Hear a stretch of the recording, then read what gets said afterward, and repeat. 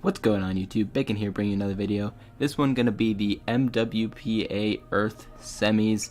This week we're going up against Lunar, once again, coach of the United Kingdra. We were 7-1 and the number 2 overall seed during the regular season. Lunar was 6-2, the number 3 overall seed. Only 4 of the teams made playoffs, so we're facing off in semis here. Lunar was the only team that beat us during the regular season because thankfully we dodged Blue's monstrosity of a team during the regular season. Just happened to be the one game that wasn't on my schedule, but yeah, Lunar beat us during the regular season pretty handily. I think it was a 3-0, but it was not really a very close 3-0, so I got pretty much stomped last time.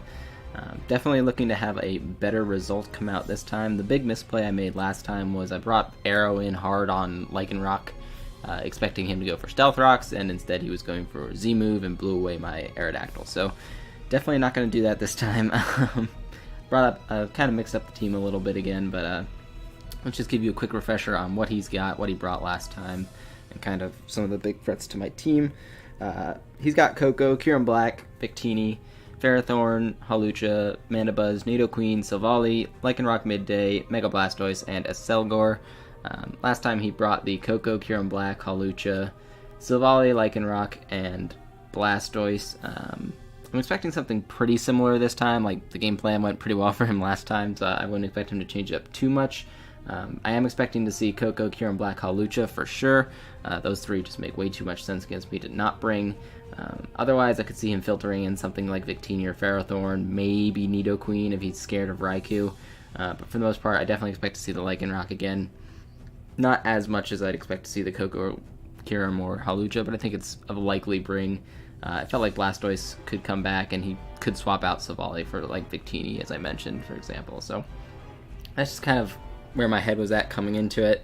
Last time I just didn't prepare very well for, 1, the Lycanroc, and 2, Cocolucha. Like, my Cocolucha response was essentially Focus Sash Mamoswine.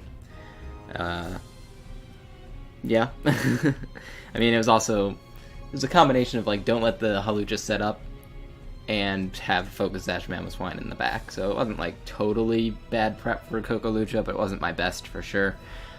So I came up with some different stuff this time. Most notably, you can see I ended up bringing Tapu Bulu. But let's actually get right into my team builder now, actually talking about that. So first member on the squad here, we've got Shuriken the Mega Aerodactyl, coming back once again. Come to all 8 games during the regular season, so came back once again here for the 8th, or for the semifinals game. Aerodactyl, I think, was just too good to not bring in this instance. I can creep down pretty far if I run a Jolly Nature in terms of how much speed I'm running, because I just need to be able to outrun the Tapu Koko. So what I did was I ran a Jolly Nature, 52 speed investment, and then dumped the rest into attack, max attack, and the rest into HP. So it's a very bulky Mega Aerodactyl. Can actually live, I think, +1 high jump kick from after rocks, if I'm not mistaken. I think that was the calc. I can live a +1 high jump kick after rocks. Maybe not guaranteed, but the roll's in my favor, something like that. So the extra bulk there is actually just really nice on Mega Aerodactyl. It also allows me to live things like Scarf Fusion Bolt from Victini and from Kyurem Black, or Scarf Ice Beam from Kyurem Black as well. So that's kind of notable things there, because I felt like if Victini came, it was probably Choice Scarf, and Kyurem Black has a good chance to be Choice Scarf, even though he didn't bring Scarf last time. So Stone Edge, Earthquake, Wing Attack, and Defog. Stone Edge, the Edgequake coverage is just really good for his team. Wing Attack is there specifically to hit, what was I trying to hit? I guess the Hawlucha actually was the only thing I really brought that for. Acelgor to some extent, I guess, so I don't have to click Stone Edge. But yeah, Wing Attack is nice for the Hawlucha because after rocks, it shouldn't be able to set up in my face. Like if it's bulk up, last time he brought bulk up Hawlucha, so if he brings bulk up again and tries to bulk up in my face, he shouldn't be able to deal with me that way like he did last time, or tried to last time at least, with the Aerodactyl in his face going for Wing Attack. So Wing Attack should be able to put him in range of my Mamoswine, which is coming up in a second here. But Aerodactyl, like, if the Hawlucha's gone, it does have a chance to clean late game, so that's kind of the idea behind the Mega Aerodactyl. Next up here, we got Vulcan the Heatran, running leftovers Heatran with Stealth Rock, Lava Plume, Earth Power, and Roar. This is mixed defensive Heatran, so max HP with a calm nature. Quite a bit into Spadef 76 defense EVs, and 20 into speed. The 20 into speed was just in case he happened to not be creeping me with his Mega Blastoise, and I can potentially, if that thing's chipped down late in the game, beat it to the punch with an Earth Power if I have to. Running Stealth Rock, Lava Plume, Earth Power, and Roar. I think this is the same exact set of moves that I ran last time. The spread's just a little bit different, so I can take on kind of a myriad of special and physical hits better. I think last time was a little more physically invested, if I'm not mistaken. But this allows me to live anything but a Life Orb Earth Power from Max Special Attack Kyurem Black, I think. So if he's just like Max Special Attack with no Life Orb, or if he's uninvested, Earth Power should not be able to knock me out from full. And I don't mind taking damage on Heatran too much in this game because its main purpose is to roar out the Hawlucha if it happens to be in front of me, get up Stealth Rocks to chip down specifically the Kyurem Black, but also like Victini if he ends up bringing that, and then just kind of spread burns around his team with Lava Plume if I can. So Heatran's not like a totally integral part of the team, especially after it gets up Stealth Rocks, but otherwise I think it has a decent matchup on paper. Next up here is Thick the Mamoswine. Life Orb Mamoswine hits like a truck. We are running Jolly just to make sure I can outspeed the Nidoqueen, so that does hamper our damage output just a little bit. But we're running Ice Shard, Icicle Crash, Earthquake, and Superpower. Mamo was just a must-bring with the Hawlucha around. Everything on this team is designed to either be able to phase out the Hawlucha or to do enough damage to it to put it in range of my Mamoswine's Ice Shard. Even if it is a bulk-up variant and it goes +2, everything should still be able to get it into range of my Ice Shard, I believe, assuming Electric Terrain is up, which is relevant for the next Mon coming up here. But Mamoswine here, like I said, just too essential to not bring. It's good for the Koga, it forces it into running Grass Knot. If he's not carrying Grass Knot, I should be able to live a hit from it and go for an Earthquake and knock that thing out. Ice Shard, like I mentioned, is good for picking off the Hawlucha, does big damage to Mamoswine, or not Mamoswine, Mandibuzz, Nidoqueen, stuff like that. Superpower is there specifically to hit like the Kyurem Black and the Ferrothorn.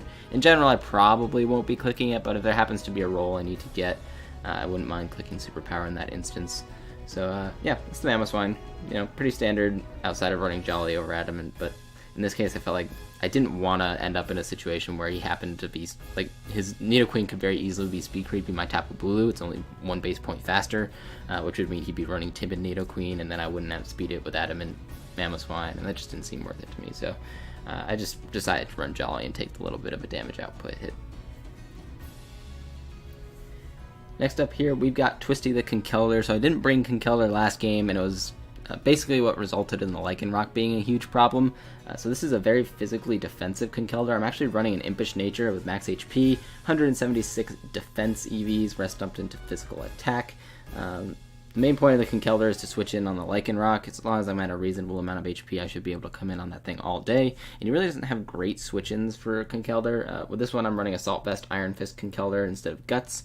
I didn't think he would have anything on his team really that was going to be statusing my Conkeldurr anyway. It's certainly not burning it for the most part, so I felt like Iron Fist just to get the extra damage output was really nice, especially because I'm running Earthquake, Drain Punch, Mach Punch, and Thunder Punch, so 3 punching moves there, obviously all benefiting from the Iron Fist boost. Thunder Punch is the most notable move there. It should be able to put Hawlucha into range of Ice Shard, again assuming that Electric Terrain is up when I go for it. The only way that wouldn't be the case would be if he somehow got Hawlucha in on the last turn of Electric Terrain on my Conkeldurr, which really shouldn't ever happen, I don't think, this game, because Blue is here to reset the terrain for the Koko, on the Koko, so Conkeldurr, I think, shouldn't ever be in a situation where the Electric Terrain's not up, but even if it is, Thunder Punch should do a decent chunk of damage to it, and because of my physical defense investment, I should take a neutral acrobatics from him after he's lost his Electric Seed, so if he decides to not set up and goes for an attack on me, I should be able to eat it. I think I might actually be able to live +1 acrobatics. Probably not. Now that I'm thinking about it, but Thunder Punch is there just to say, okay, Hawlucha, you can't set up on me. Drain Punch is great for the Lycanroc, great for the Mandibuzz, the Kyurem Black. I can just throw Drain Punches off all day. With my physical defense investment, I can actually live an Adamant Z-Freeze Shock from Kyurem Black, so this is probably going to be my lead going into the match, just because I want to deny Kieran Black from trying to pick up a KO turn 1, and Kildra should be able to live every hit that that thing wants to go for, especially because I'm Assault Vest, so if he's running Special Kieran Black, I can eat those hits. If he's running Z Free Shock, I should be able to live that and get a bunch of health back with Drain Punch.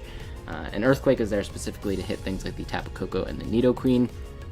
Does pretty good damage this game. I am running Grassy Terrain, so I have to be conscious of when that's up, but Koko itself would reset the terrain, and Koko is something you could conceivably want to try and bring in on Kildra, try and set the terrain for your Hawlucha, whatever, but I can go for Earthquake and blow that thing up, potentially. It shouldn't OHKO it from full because I'm not running a ton of attack investment, but it should do a good chunk of damage, and if he's running Shuka Berry again like he was last time, that pops the Shuka Berry for my Aerodactyl, which could be key later in the game.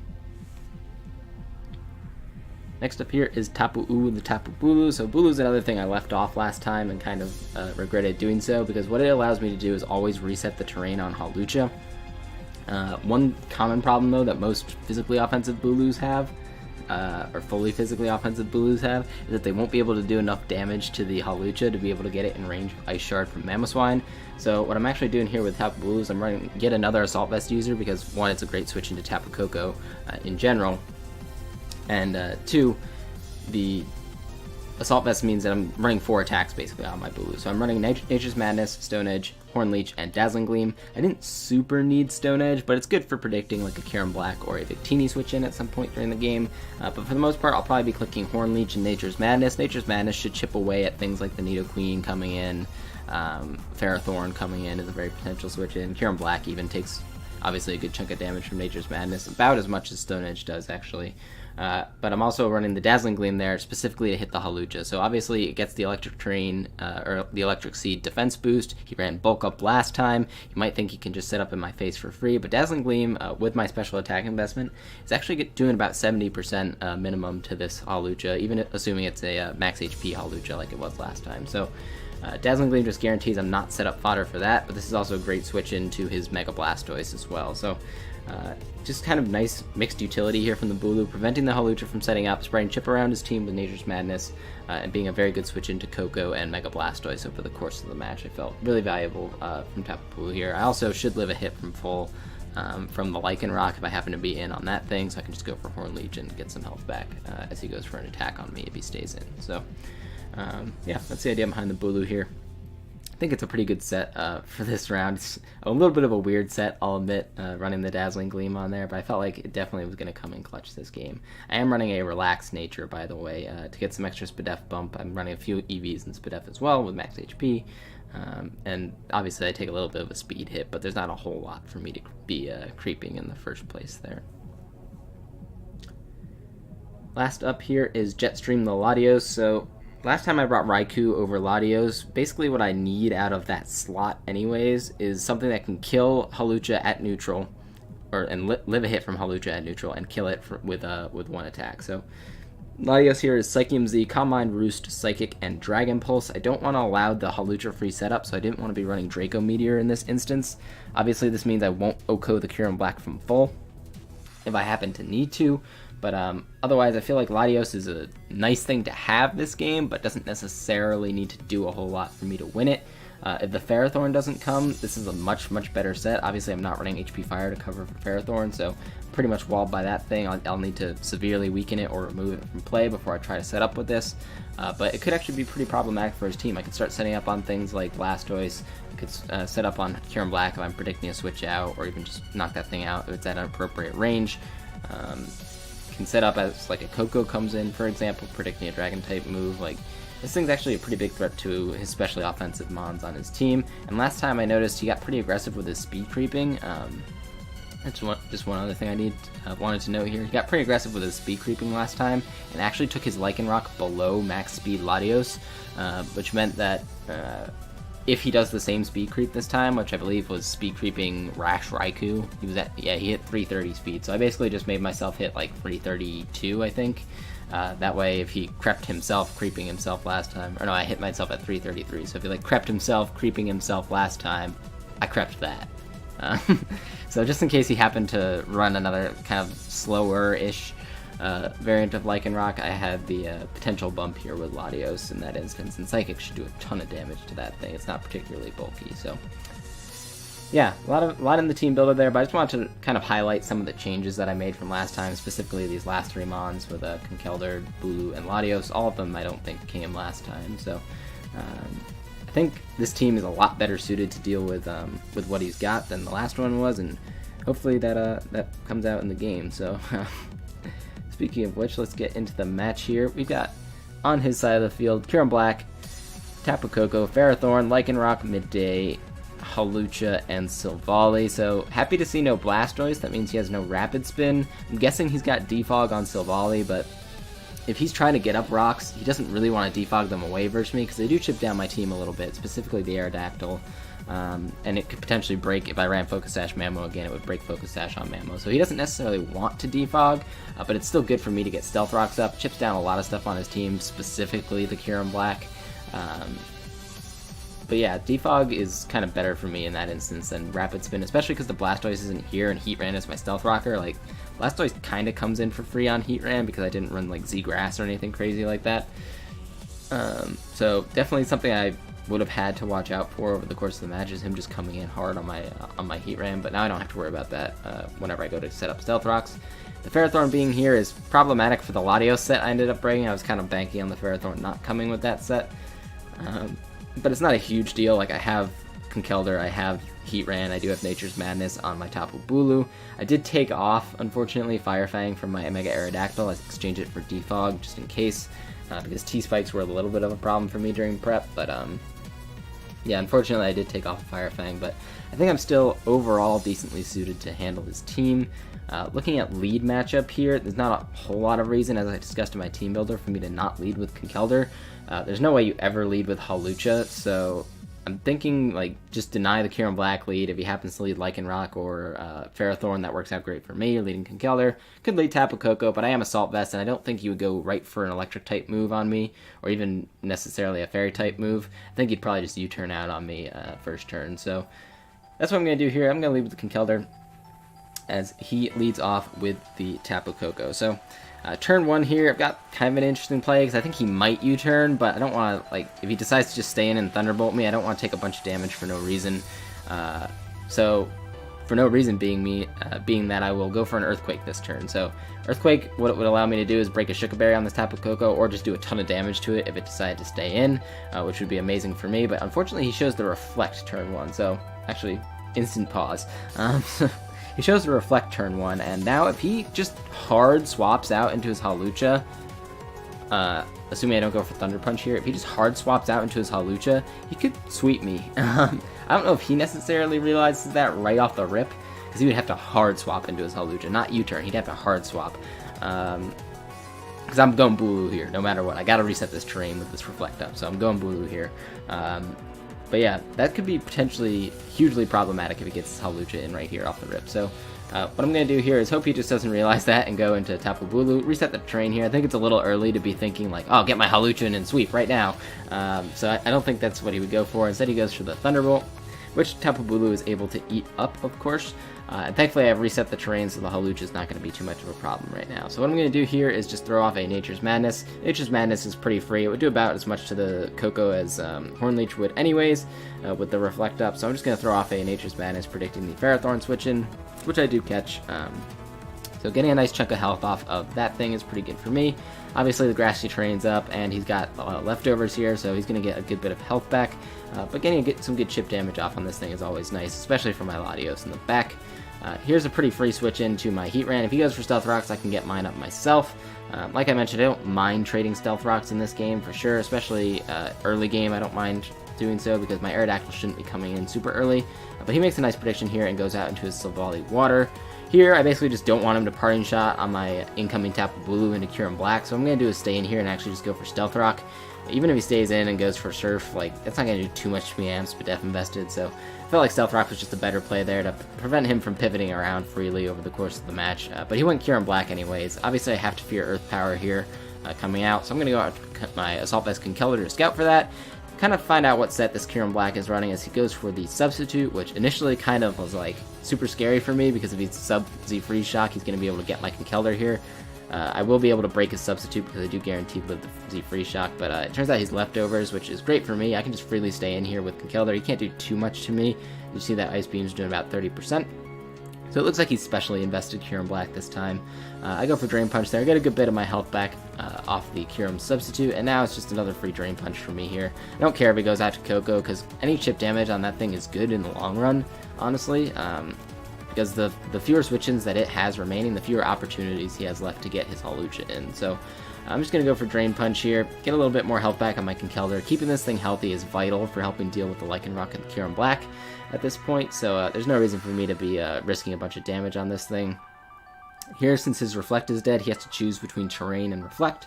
Every time he has to choose between Terrain and Reflect. Now that I know he has it, I'm going to go hard Bulu on this thing every single time. If he doubles out into Hawlucha and gets in on Electric Terrain, that's fine as long as Reflect is not up, because I can just go for Dazzling Gleam into Ice Shard to KO it. So, going to get my Bulu in here as he goes out into Kyurem Black. Unfortunately, because of his leftovers, this thing is also going to be healing up a good deal on me here. But I basically have no reason not to go into Heatran here, just to kind of scout out whether he's got / will go for the Earth Power. I went Conkeldurr instead, excuse me. I went Conkeldurr this time just because he probably has Earth Power since he's specially invested. And since I know that, and I've got my Assault Vest here, Grassy Terrain's up, he really shouldn't be able to do too much to me with his Kyurem. So he goes for another substitute here. This is another free Drain Punch for my Conkeldurr. As we saw last time, he's not doing a ton to me with Ice Beam. So I'm just going to eat this Ice Beam up once again, go for Drain Punch, get a good bit of health back, and get some Grassy Terrain recovery. And this Kyurem Black is slowly but surely getting whittled down by Stealth Rocks, which is good for me. It's actually getting pretty close to in range of a Dragon Pulse for my Latios, which is also very notable. So Keldur's in here again. I still really have no reason to go for Earthquake here, as I'm going to go for another Drain Punch, and he decides to go out into Hawlucha. Any damage on this thing is good damage, and that much damage is actually enough to guarantee that he can't set up on anything on my team anymore. So that's amazing for me that he's done this. So the Hawlucha is out way too early. It's in Grassy Terrain. It doesn't have its Electric Seed activated. I can just stay in here with Conkeldurr. Like, High Jump Kick actually did more to me there than Acrobatics, because he wasn't able to remove his item with the Electric Terrain.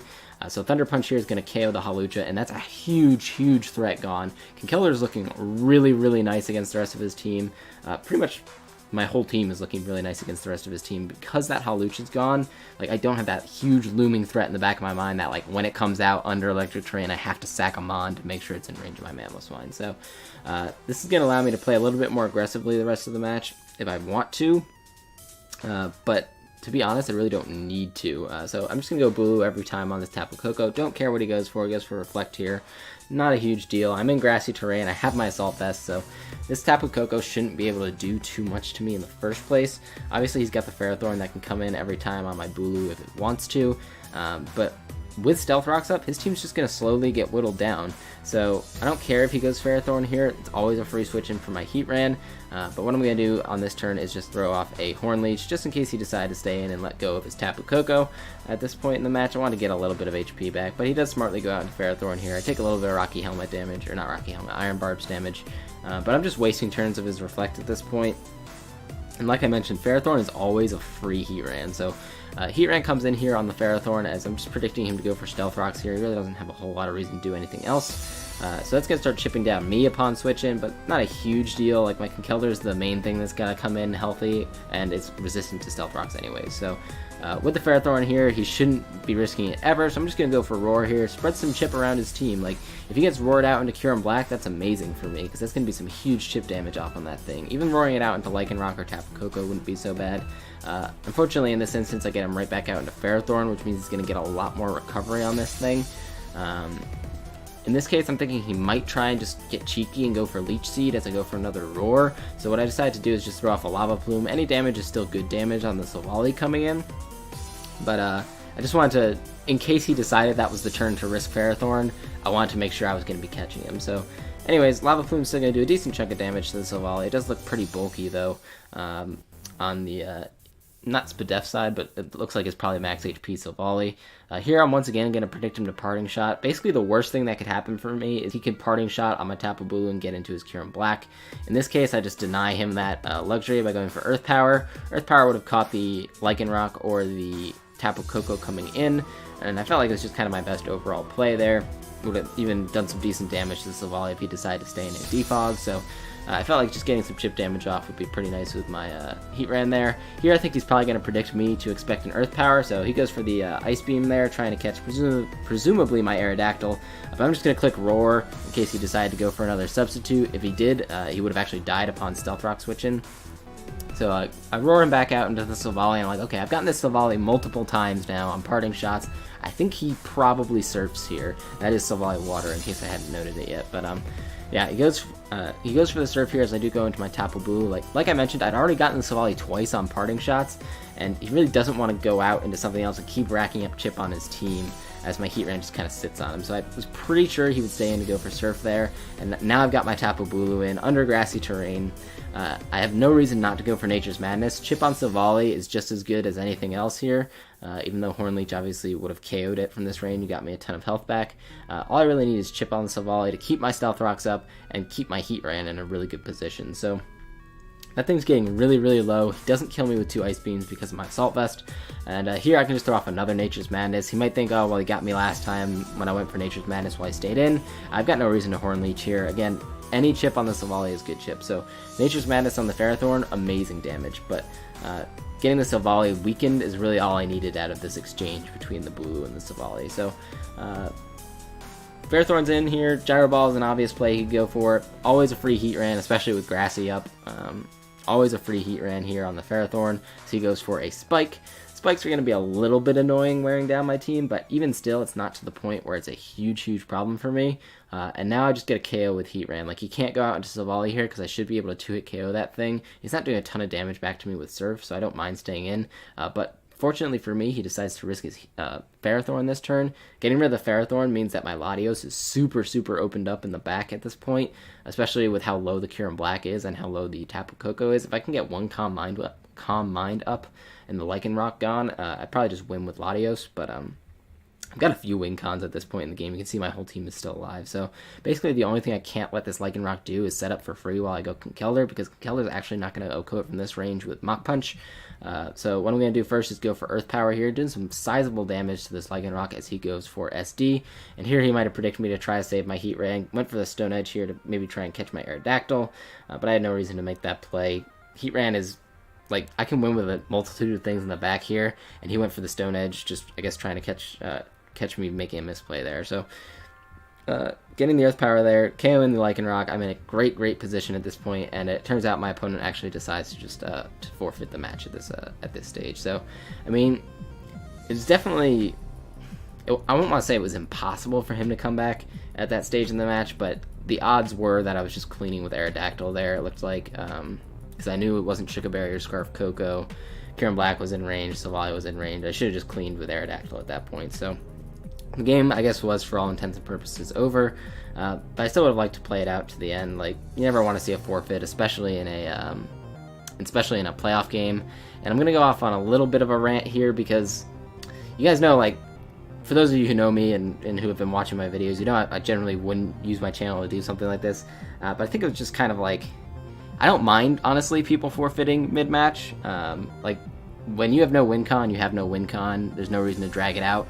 But when that happens, you don't just, like, rage quit and say, like, in this case he said, like, just take the forfeit win, I don't have time for this. Like, somehow implying that he was just, like, granting me the win instead of me having earned it. Like, that really just rubbed me the wrong way. And like I said, you guys know me, who know me, know I'm not normally going to use my channel to, like, flame people. But in this case, it was just, like, really disrespectful the way he forfeited. Like, if you're going to forfeit at this point in the game, you just say, GG, like, well played, and then type /forfeit, and then dip. That's fine. Like, you could do that, absolutely.